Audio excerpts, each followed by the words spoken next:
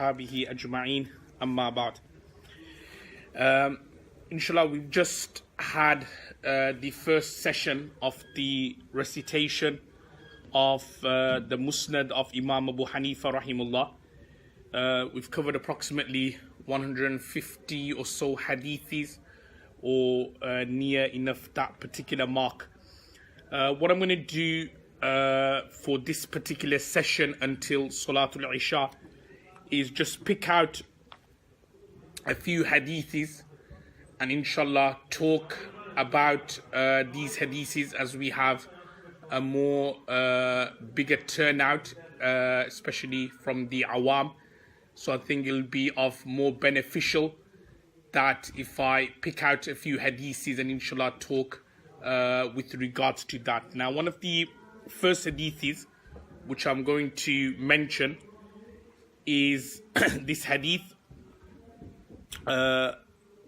قال أبو حنيفة رحمه الله عن زياد يرفعه إلى النبي صلى الله عليه وسلم أنه أمر بالنصح لكل مسلم. That indeed Prophet صلى الله عليه وسلم, he commanded بالنصح لكل مسلم, to advise every Muslim. Now, the topic which I want to mention is with regards to advising and giving nasiha. Now, nasiha comes from the word nasaha, which means to advise. And only those people who will give advice and nasihat, only those who are sincere. Because when you look at it, especially nowadays, we live in a time where, let's be honest about the situation, yeah? We kind of are very selfish. We normally look at our own situation. As long as we are okay, as long as our family and our children, our wives, our children, our parents are okay, are happy, then that's what only matters. Everything else beyond that doesn't really concern us. And when you look at people who really give advice and nasiha, are those people who, subhanallah, really care about you. Because you have to have that caring aspect before you give advice to somebody. You know, there's a lot of people who are doing wrong outside. But would we actually, or would all of us would go and approach them and tell them what you're doing is wrong? I'll say no. However, there will be those few who basically looking at what people are doing outside, knowing what they're doing is wrong. Only those few who have that fikr, who have that concern, they will be the ones who will go and approach these people and will tell them what you're doing is wrong and what you're doing is incorrect. And subhanallah, take an example first and foremost of your asatizas, of your teachers. I'm sure many a time when they are teaching hadith, or when they are teaching tafsir, or when they're teaching fiqh, they may just stop the lesson and just give you advice. Now, when they're giving advice, sometimes some students may be thinking, oh, Sheikh's wasting our time. Why is he giving advice for? Might as well continue with the dars and the sabak. But what we fail to realize is that when our ustads, when our teachers are giving advice at that particular time or at that particular moment, they actually, it's a sign they really care for us. They really care, whether it's about our education, whether it's about our future. I'm sure there's many times where your asatizas, they've stopped the lesson and they've said, okay, brothers, okay, sisters, after you graduate, make sure you do this, make sure you do that. That means they have some fikr. That means that they actually care about your well-being. That means they actually care and they actually understand and they actually value your talents, that they don't want it to be wasted after you graduate. Hence, what they say is that after you graduate, do this, do that, do some khidmat in the community, you know, do such a thing, start this project off, start a maktab off, start a madrasa off. They give these types of advices. Why? Because they can see that you have a talent. And they also, on top of that, care about you. So what I want to say to all the students and to all the brothers and sisters who are here, first and foremost, is that whenever somebody gives you advice, don't think of it to be, do you know what, I know more than you. Why are you giving me advice for? We live in a time where stubbornness and kibr is at its forefront. When you give advice to people now, it's like, you know what, Sheikh, I know more than you. It's more like that. Why are you giving us advice? What to do in the future? I know what to do in the future. So actually what we should basically take it is that no, somebody's giving us advice is actually that person really cares for us. Because I've already made that point at the very beginning. We live in a selfish time. No one really cares for anybody. So actually if you have your ustad or your sheikh or your murshid or whoever it may be stopping you, telling you that look, don't do this, don't do that, do this, do that. First and foremost, take that arrogant kind of attitude away from you. Take that stubbornness away from you and think that, no, why do I have to listen to my seniors? I could basically make my own decisions in life. No, that is actually a sign that they really passionately care about you and they want good for you. So first and foremost, whatever advice they give, make sure that you take it on board. And also number two is that whenever they give advice, that means that they basically care, they have fikr, and always remember that whatever advice in particular your asatizas, your seniors give, there's always barakah in there. What I've noticed with regards to nasiha in particular is that, you know what, nasiha is one of those things that it just comes at that particular moment in time. It's not like a coincidence, it actually comes from Allah subhanahu wa ta'ala. Allah subhanahu wa ta'ala puts that particular point or those points into your ustads, into your shuyukhs, into your murshids' heart to say to their disciples and to say to their students. So sometimes like when the teacher, as I said, will sometimes stop the lesson and say, brothers, okay, this is the problem and this is what you need to be doing. You need to understand that many of the words they say, it actually comes to them at that particular time. They probably, before they started lessons, they probably didn't prepare these things as part of their lesson planning. They probably perhaps prepared the hadith and they went over the sharah for that. But then when they give that nasiha isn't something which is prepared or planned or kind of like they look through books to give nasiha. Nasiha is what Allah puts in your heart at that particular time. So when your ustad or when your senior or when somebody else, your parents, whoever it may be, give you advice, think of it, this advice, it's not like they prepared and they planned and they kind of like got some inner motives why they're giving that nasiha. Most of the time the nasiha just comes straight in their heart from Allah subhanahu wa ta'ala. Think of it to be like a wahi in a way. Allah puts it into their heart and when they pass it on to you, there's barakah and there's blessing in that. So I'm not saying, look, there may be some nasiha which they may give and it may not be possible or feasible for you to act upon. I'm sure your asatiza give you many nasaih over the 5-6 years you've been studying with them. It doesn't mean that you have to act upon every single one. But the nasaih you need to understand your asatizas or your seniors give, it's like when it comes to the explanation of many hadiths in Sahih al-Bukhari, Sahih Muslim, where the Sahabas would ask Rasulullah sallallahu alaihi wasallam, Ayyul a'mali afdal. And then sometimes Prophet sallallahu alaihi wasallam would say, As-salatu li awwali waqtiha. For some others, Prophet sallallahu alaihi wasallam would say, Al-jihad fi sabilillah. For some others, Prophet sallallahu alaihi wasallam may say, Al-iman nubillah. Wallahu alam, so many different answers you get. Why? Because Prophet sallallahu alaihi wasallam's answer was according to the need of the time and according to the situation. So likewise, I'm sure throughout the past few months, past 6 months, past academic year, past 6 years, 5 years, however many years you've been studying under Sheikh, he must have given you many nasaih. And I'm sure many of your asatis have given you hundreds and hundreds of nasaih. And sometimes students may think to themselves, which one do we act upon? Our ustads, they give us so much nasiah, which one do we act upon? So what I want to say to everyone is that you basically act upon the one which you think is kind of like suited for you, compatible for you, which you think you are able to do. Like the same way Rasulullah sallallahu alaihi wasallam would give different examples of ayyul a'mali afdal. So likewise, whichever nasiha you feel that is compatible for you, is suited for you. Yes, your asatiza may say, okay, after you graduate, we want you to give lectures and da'wah.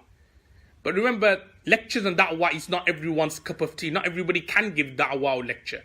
So there may be a couple of months later, your ustad may say, okay, we should open makatibs. Now, that could be something which is more suitable for you, which is more compatible for you, because you're good at teaching, you're good at explaining things to students. So what I'm trying to explain is that whatever nasiha your asatizas give, think of it to be, as mentioned in the hadith, that wise words is considered to be the lost item of a believer. Think of it to be like gems in a way. So it's not every single point you have to act upon, because then there's going to be too many contradictions in their words. But the one you feel, you think is kind of like suited for you, is needed for you at that particular time, always act upon it. And then I'll say something also amazing as well, is remember, do you know the haqq or wise words? It doesn't necessarily have to come from people who are your teachers or people who are your shuyukhs. Sometimes, do you know what? A fasik or a fajir can say wise words as well. Sometimes a fasik and a fajir can say wise words as well. That's why it's mentioned in the hadith of Sunan Abu Dawud. It's at the back of Sunan Abu Dawud under the Babun fi Sharhi Sunnah section, where Prophet ﷺ said that sometimes a munafiq, a hypocrite, he can speak the haqq. Because haqq is light, nur. So irrespective, whoever speaks it, the light will always be there. So similarly, even if it's a fasik or a transgressor, he's saying something. And you know what? You look at it and you think, you know what? Yeah, actually what he said is right. Then you should act upon it as well. We were having some discussions earlier with some of the students about certain shuyukhs who perhaps have very, various opinions and so on. So it's not necessary that, okay, all the time they're going to be wrong. Yes, they may be wrong 90% of the time, but there may be that 10% where actually, you know what they just said is right. And that's the power of the haqq. That's the power of the truth. That's why it's mentioned in another hadith. Rasulullah sallallahu alaihi wasallam gave a parable of the one who reads the Quran and the one who doesn't read the Quran. So for one of the parables, Prophet sallallahu alaihi wasallam said that the one who is a munafiq, but he reads the Quran, is like the parable of a fruit. Forgot the name of the fruit, but it's like the exterior is soft, but interior is hard. So I think maybe the basil fruit, wallahu alam. But the point I'm trying to make here is that the words of the Quran will always be the haqq and the truth, irrespective whether it's being recited by a munafiq, whether it's being recited by an evil person. So likewise, the haqq, whether it's being said by a transgressor, whether it's being said by someone deviated, haqq is always haqq. So always keep that in mind, that inshallah, nasaih and advice, it can come from various people. And what, as students, first and foremost, as I'm sure all of us here are sitting here, are that we should always take that, inshallah, on board. So that's like the first point to mention from this hadith. Another hadith, which is also very, very important, especially for students of ilm and knowledge. This hadith is regarding Babu Maja fil Kibriya wal Azama. وبه قال حماد نبيه نطوى بن سائب نبي مسلم لغر صاحب أبي هريرة نبي هريرة النبي صلى الله عليه وسلم قال الله تعالى الكبرياء ردائي والعظمة إزاري فمن نازعني واحدا منهما ألقيته في جهنم. That Allah subhanahu wa ta'ala has said, so it's a hadith Qudsi, that al-kibriya is my shawl, rida. Wal-'azama, and greatness is my bottom clothing, is my izar. And whosoever tries to remove one of them from me, then I will place him fi jahannam, in jahannam. I will cast him in jahannam. Now, this hadith is also very, very important, in particular for students of ilm and knowledge. And that is regarding kibr and arrogance. Now, what unfortunately happens with students, with everyone to tell the truth, even asatizas, when we start something, when we are a novice at something, then we always start off as being humble, and we always start off as being someone who is grateful for that opportunity. So it could be, say, for example, when we're in year one, we all humble at that time. Because in year one, we don't really know anything. We just know we don't even know the basics. So we come. Likewise, as asatizas, as teachers, when we're teaching, say, hadith the very first time, fiqh the very first time, so we kind of like a bit novice as well. So it's like a learning curve for everyone. So in the year one, or the first time when we start something, we're all kind of like very humble, and we're all very, alhamdulillah, very, very simple. Our mannerism, our akhlaq, our adab, everything is brilliant. But then what happens is that over time, slowly, as students, when you move into year 3, year 4, a bit of Quran, tafsir starts, a bit of Riyaz Salihin starts, a bit of Mishkat starts, a bit of Muwattain starts, then we think that we know better than everybody else. Even to the extent that we think we know more than the asatizas. Even like as teachers as well, it's the same in the teachers. Sometimes first year we teach, then second year, third year, we get to master that particular kitab, whether it's Darul Ilm, whether it's Riyaz Salihin, whether it's Mishkat. Because, you teach here many number of years, you get to master the hadith quite well. Then you think, what, I'm the greatest muhaddith and there's no other better muhaddith than me. We start getting these types of feelings. And this is what is called kibr. This is arrogance. And this is something, may Allah forbid, which is, we saw, everyone knows the story of Shaitan. That was his ending. When he started being arrogant, when he displayed arrogance, that was the end of Shaitan. Likewise, for many students I've noticed, when they start displaying arrogance and kibr, that is them being on that slippery path towards destruction. And what I want to say to all the students first and foremost is, let's look at it from a student perspective, is first and foremost, when it comes to ilm and knowledge, make sure always you're respecting your ustads. Make sure always you're kind of like adhering to your ustads, listen to them, respect them, obey them. And again, many of these things, which I'm sure everybody knows, these are not just like man-made rules, by the way. Respecting your teachers. Let's have a look at the Quranic verse from Surah Al-Hujurat. Ya ayyuhalladhina amanu la tuqaddimu bayna yadayi Allahi wa rasulihi wattaqullah.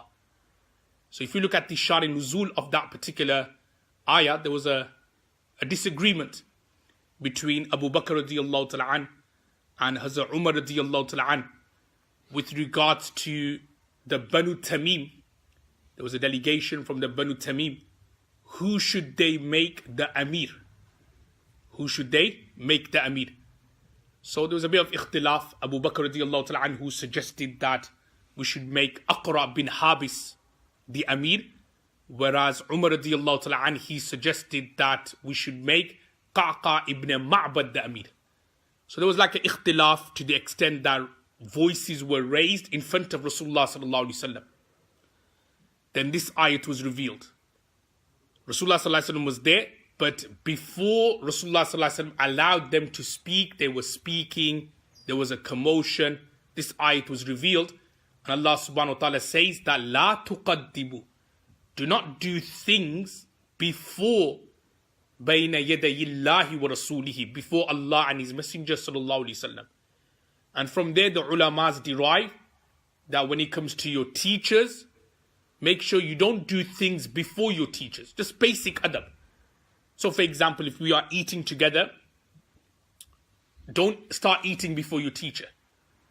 Allow your teacher to start eating first and then you eat afterwards.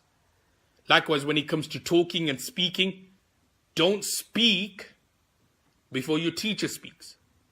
Or don't speak without consent from your teachers. Don't walk in front of your teachers. لا تقدموا بين يدي الله ورسوله.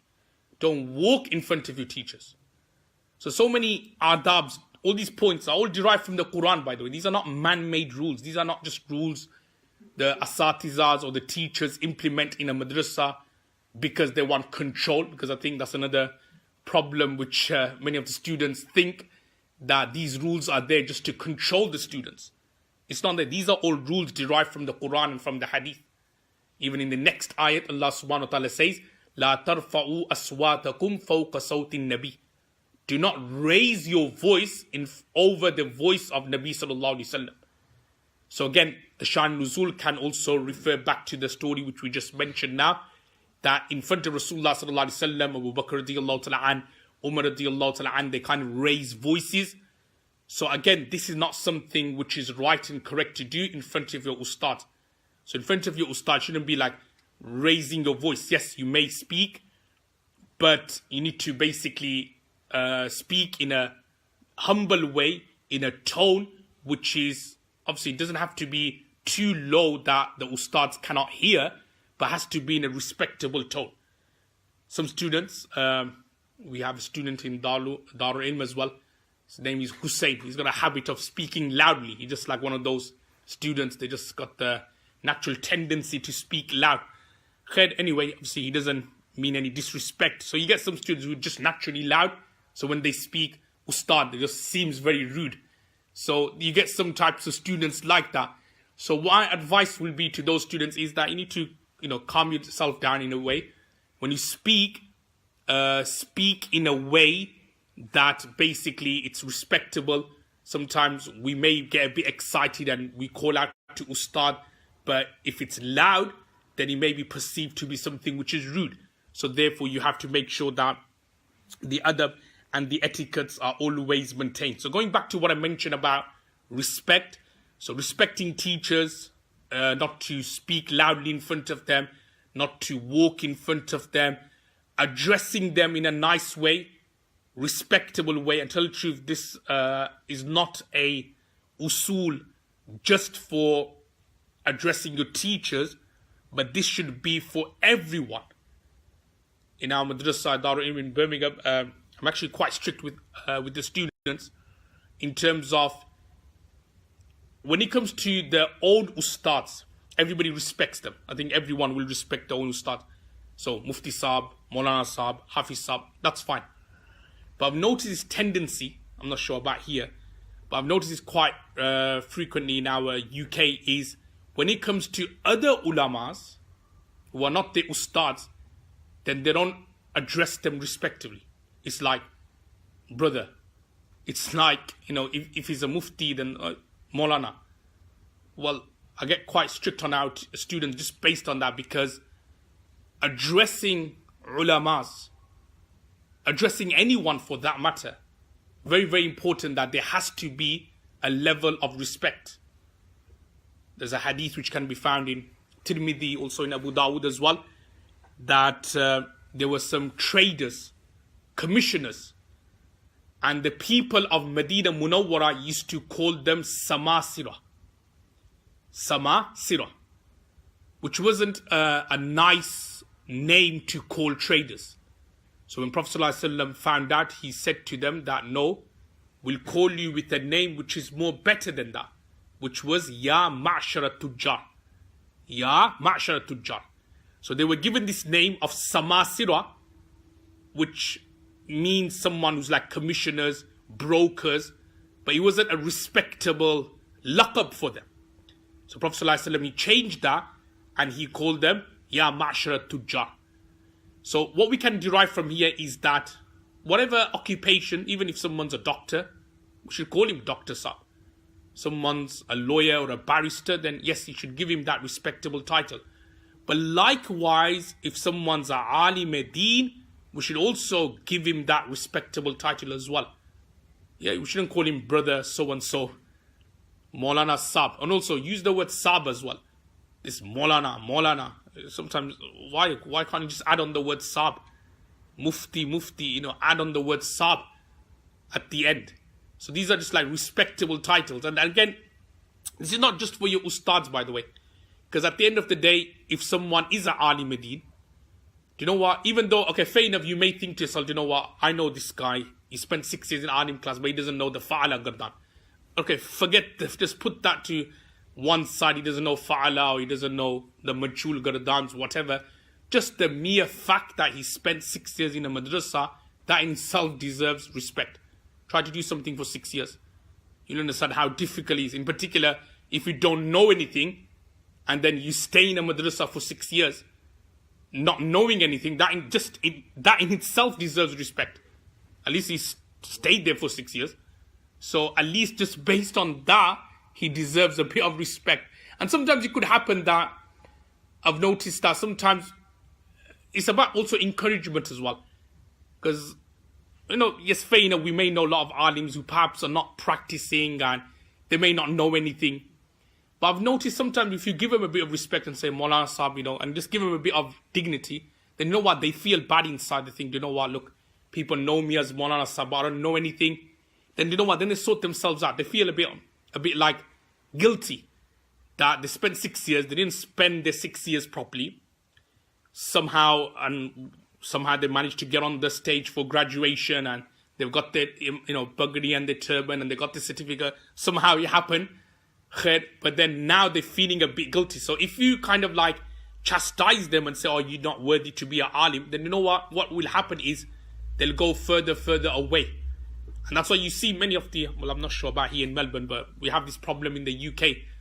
Like as I was saying to some of the students before, like even in our Darul Ilm, there were 50 graduates just in our Bukhari class. Dora Hadith, 50 just in Darul Ilm.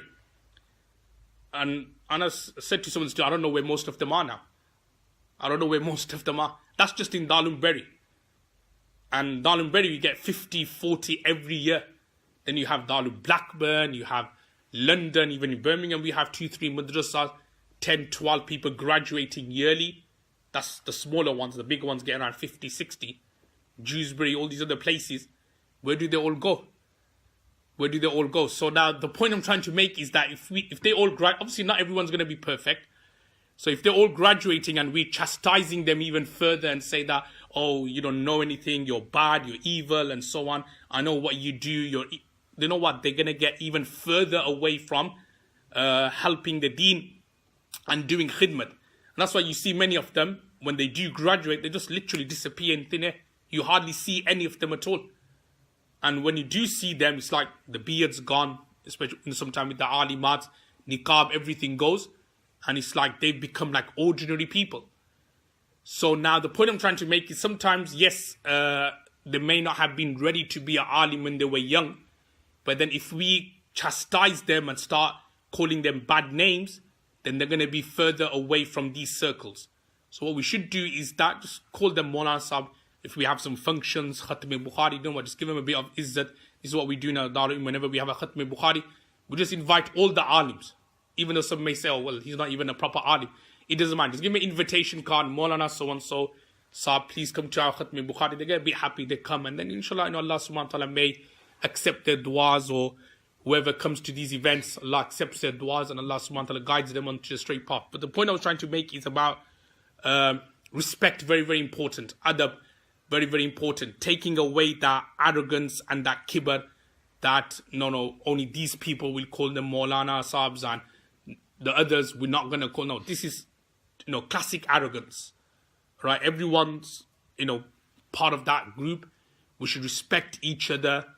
We should have that honor of each other. And inshallah, when you see that, you will see naturally people will respect you. You will respect them. And then we get a nice kind of environment.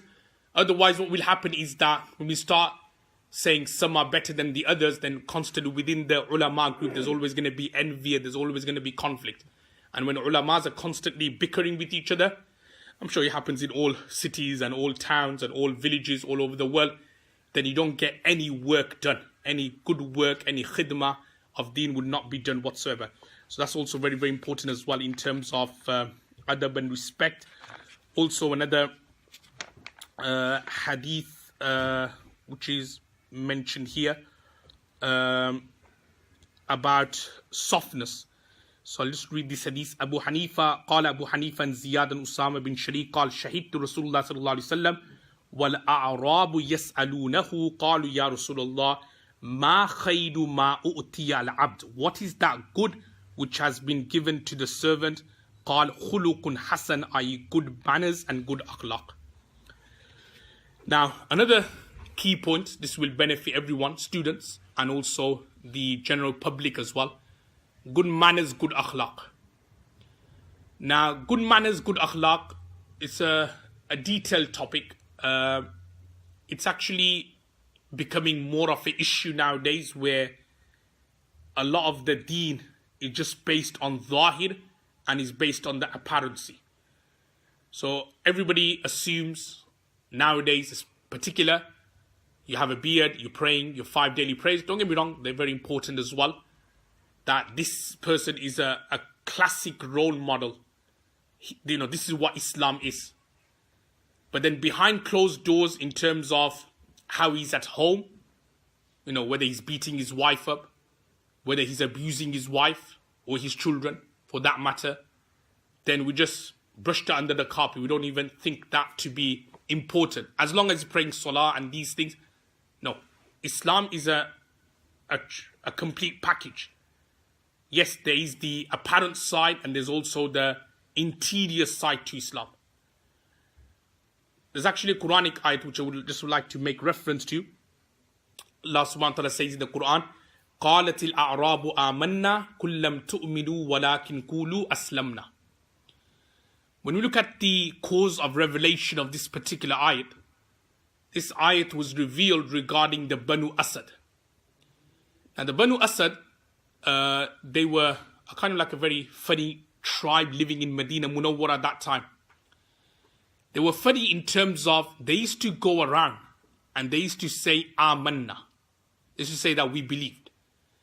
And they used to believe, yes, they believed, but also at the same time, they used to think that they were one of the special believers.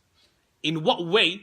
In terms of they came to Prophet ﷺ out of their own will and they accepted Islam and they accepted the Shahada out of their own will. Because most of the time, the believers during Prophet ﷺ's time, you had this group who came out of their own will, and then you had some who were basically conquered, and then afterwards they converted to Islam. But this group of Banu Asad, they used to pride themselves on the fact that we actually came to Prophet ﷺ by our own will and we accepted the Shahada. So they used to go around and they used to say Amanna, Amanna. Now the point which I want to make is that they used to say Amanna, Amanna, but the reality was that in Medina Munawwara, they used to pollute the entire city. They used to throw litter, rubbish, garbage everywhere. But then they used to go around and say Amanna, Amanna. So this is why this ayat was revealed. That Allah subhanahu wa ta'ala is saying that no, don't say Amanna, but say Qulu Aslamna. Yes, you are doing the apparent a'mals of Islam in terms of you're doing apparent submission in terms of prayers and in terms of the fact that, okay, yes, you came out of your own will and you said the Shahada. But do you know the hidden side in terms of keeping the streets of Medina Munawwara clean and pure? You're not doing any of that. You're not actually doing any of that whatsoever. So the point which I want to make here is that this is the same when it comes to us being Muslims, that it's not just about praying, but then think about your locality. Think about what you're doing. Think about your other actions and how it's affecting people. And then you could actually say to yourself, you know what?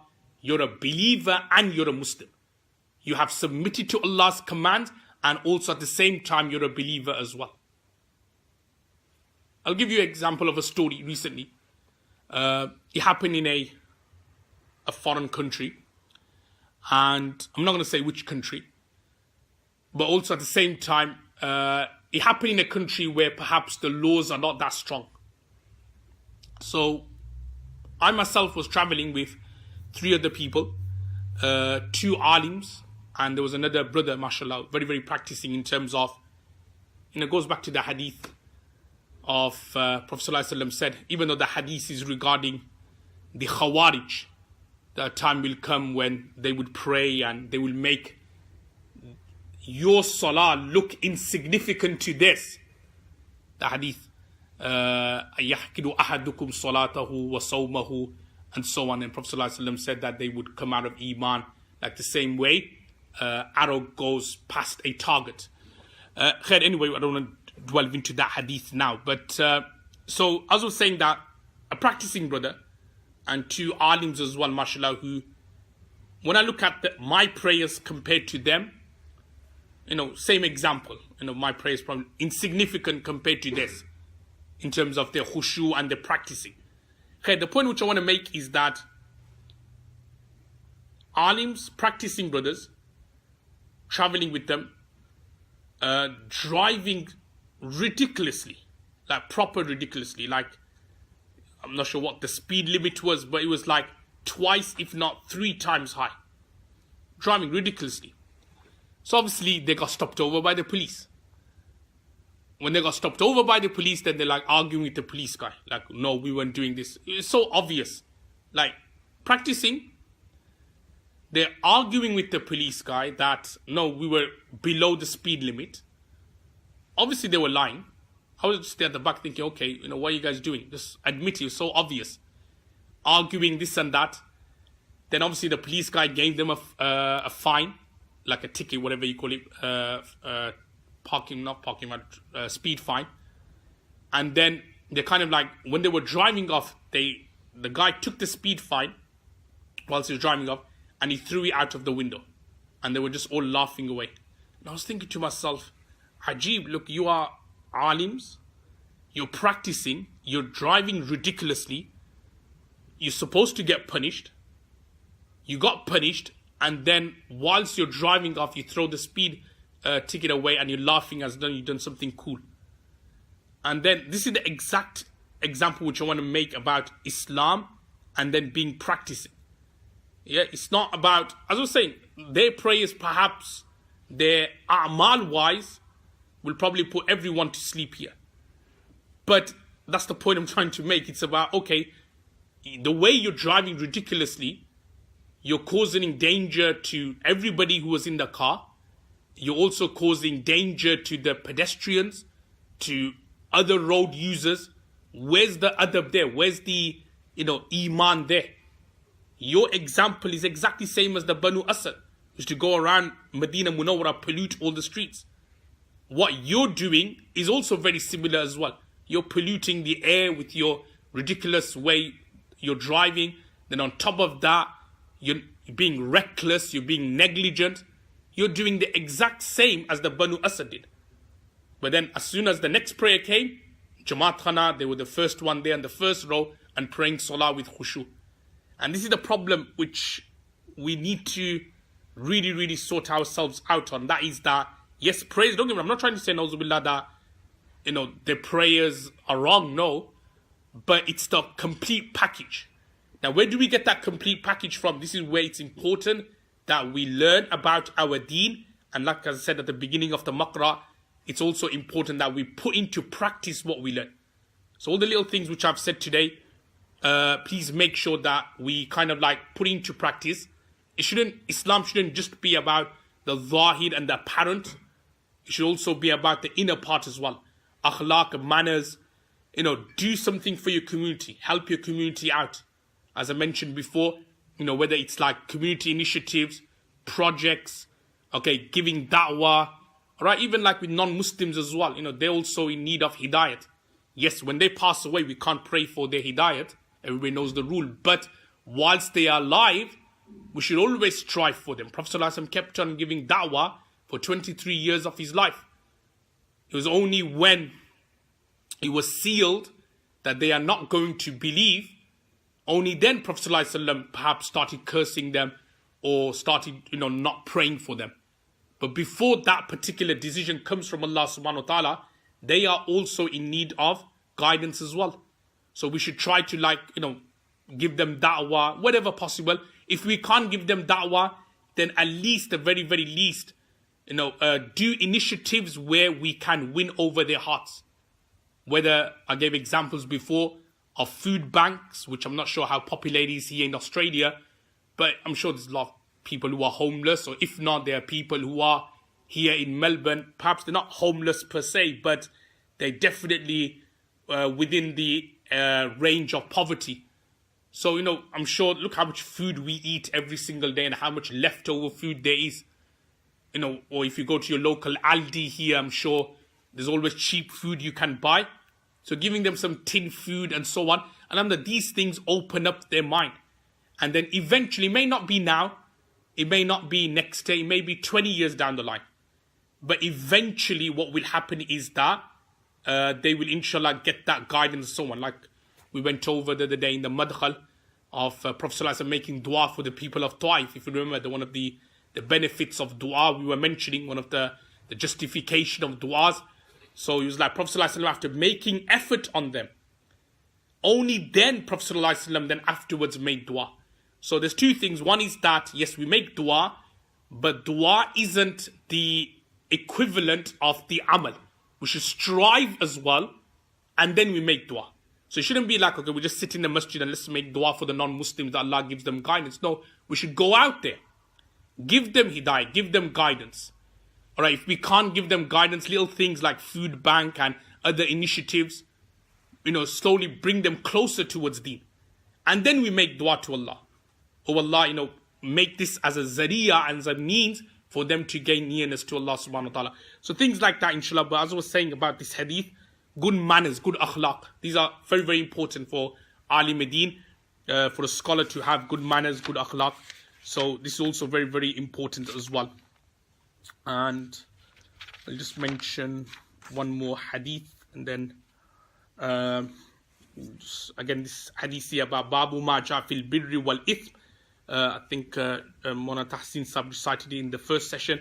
قال أبو حنيفة نافع بن عمر قال قال رسول الله صلى الله عليه وسلم البر لا يبلى والإثم لا ينسى, which means that albir, righteousness, does not decay, good deeds does not decay, while sins, la yunsa, are never forgotten. Sins are never forgotten, and righteousness does not decay. So in other words, every good deed you do, you will inshallah see the rewards of it. You will always see the benefits of it. But likewise, when we do sins, it is never forgotten. In other words, yes, when we do tawbah and these things, inshallah, it will be erased. But up till then, the traits or the evil effect of that sin will always be there. Very, very important, especially for students of ilm. Staying away from sins. I'm sure your asatis always spoke about that particular point. And this is why, to be successful in ilm, or even in da'wah, even in teaching, whatever it may be, very, very important that you kind of like stay away from sins. Because if you're trying to learn and acquire ilm and knowledge, but then on top of that you're doing sins, do you know what? The two don't mix. And we know the story of Imam Shafi and his teacher Waqi. The two don't mix. So you're never going to be successful in any one of them.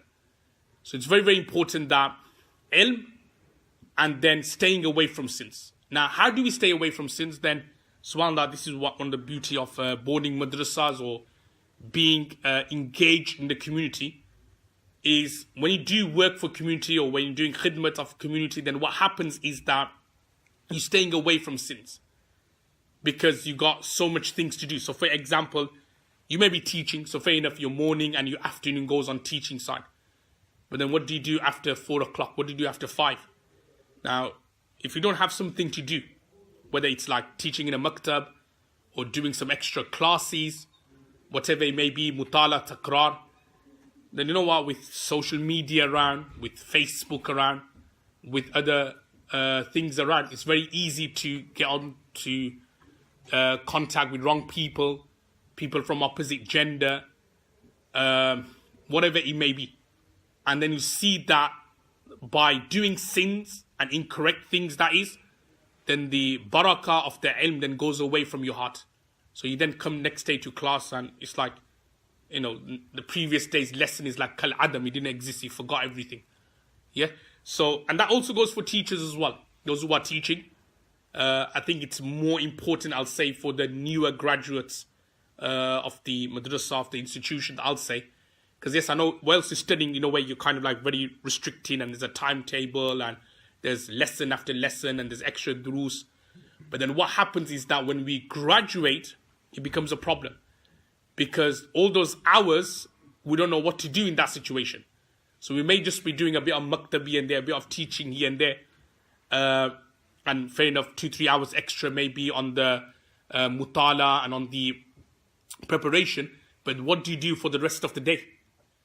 So this is why it's important, I'll say, for definitely newer graduates, really get into, do something, whether it's like maktab, whether you establish your own institution, and, whatever it may be, very, very important that you start something. I'll just give you one advice which one of my teachers gave, and that is that he said, after I graduated, he said to me that, just carry on, just do as much things as you can. Yeah, obviously don't go overboard, don't go ridiculous, like, 24 hours a day, you're just doing things, but definitely keep yourself busy, keep yourself occupied. Yes, people will say, oh, Sheikh, you're doing too much, or Monasab, you're doing too much. You know what? You know your situation. What you can do it. If you think that can keep you away from sins, then that is better than, say, for example, not doing anything and then being prone to sins. So these are like a few things which I thought I'll just share with the students and so on. May Allah subhanahu wa ta'ala give us all tawfiq to act upon what has been said. Jazakallah khair.